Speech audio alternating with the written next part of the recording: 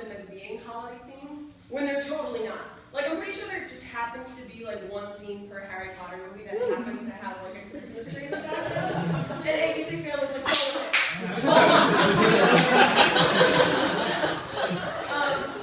But the thing is, like, as long as it like makes us feel good and it's got like at least a little bit of snow, like we let it slide. But I was home recently and I saw a quote unquote holiday themed program that I'm not willing to let slide. Because not only did it not warm my heart in this coldest of seasons,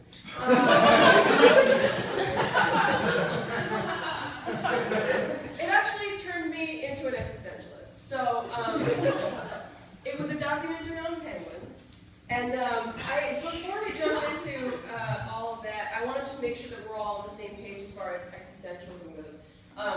So obviously we know that existentialism is the life view that life is inherently meaningless, and it is up to the individual to assign meaning to their own lives, however they see fit. And some people take this very, very optimistically. They see it as an opportunity to create value through things like art and literature and science. And that's some pansy bullshit. Alright? Because I'm not an optimist, I'm a fucking realist. And I'm gonna read you a quote from one of my new favorite existentialists. He's a German, his name is Arthur Schopenhauer.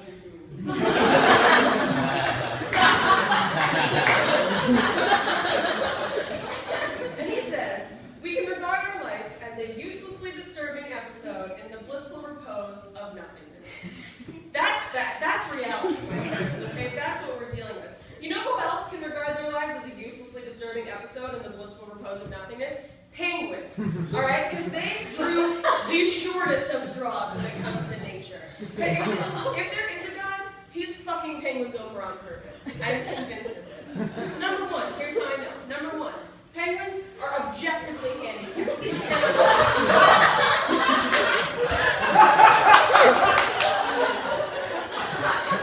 If I wanted to turn you into a penguin, I would tie a rope around your ankles and cut your arms off at the end.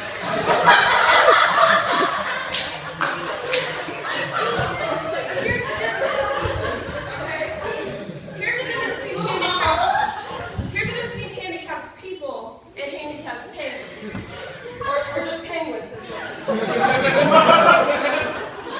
Handicapped people get really nice things like wheelchairs and like prime parking spots. And the luxury of, I don't know, not having a natural predator. Whereas penguins, who are already basically just defenseless, like feathered potatoes with faces. You're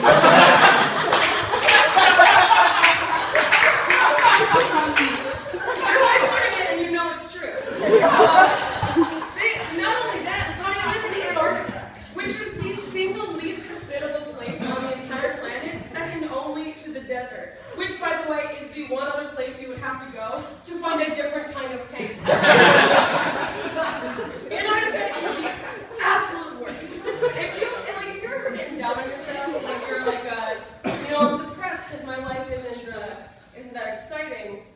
Talk to a penguin about it. Because the only thing that they have to look forward to when they wake up in the morning is walking back and forth across a giant piece of ice, trying not to die.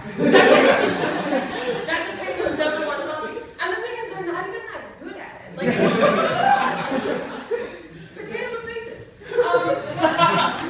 In this documentary, we get to a point where the penguins, which are traveling as a group across Antarctica, and the penguins are here, and they need to be here, and naturally, there's a giant writhing mass of 20,000 leopard seals in this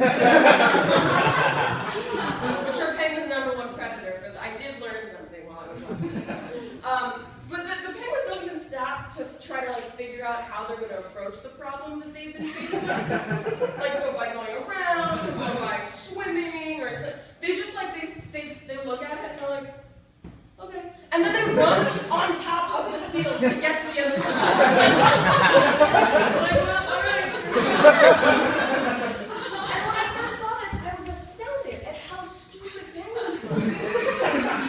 And then I realized that's not the case.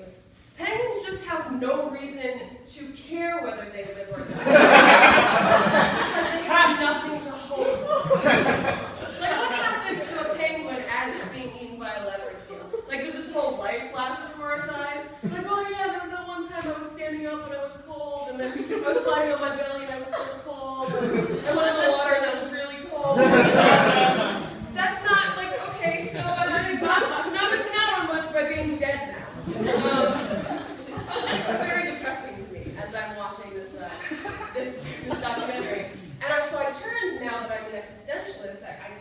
to my existentialist forefathers. I said, how do we deal with this? Why am I not just ending it and throwing myself into the mouth of a leopard seal right now?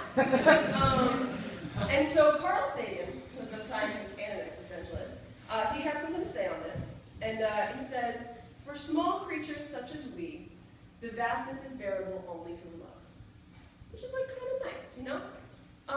Too bad that penguins are avian sociopaths that don't give a shit about one another. All right? And then, a fair portion of this documentary was filmed. One of the scientists built a few robot penguins and stuck hidden cameras inside of them so that the robot penguin could roll along with the rest of the penguins. And to prove to you how stupid penguins are, like they went out of their way to build like a couple different breeds of penguin, and then there's one breed of penguin that they stuck it in a rock, and then the rock moves around. So there's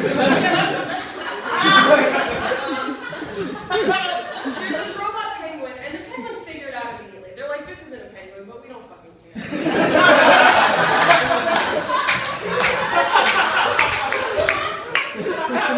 So the penguin knows this, right? And so the robot penguin is there to see when the group of dude penguins and the group of lady penguins who were separate, when they reunite, when they get to the sea and they all come together and they're like happy for the only 30 seconds of their entire existence.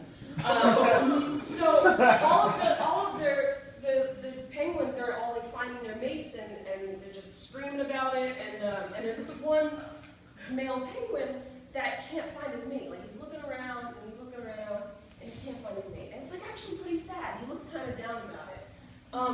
It takes him about 45 minutes before he starts trying to have sex with the robo penguin.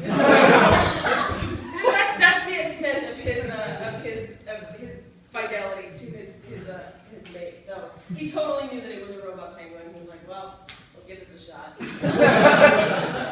So anyway, I just wanted to wish you guys all a very Merry Christmas. Treasure every moment because everything is special. Everything means a lot. That's it.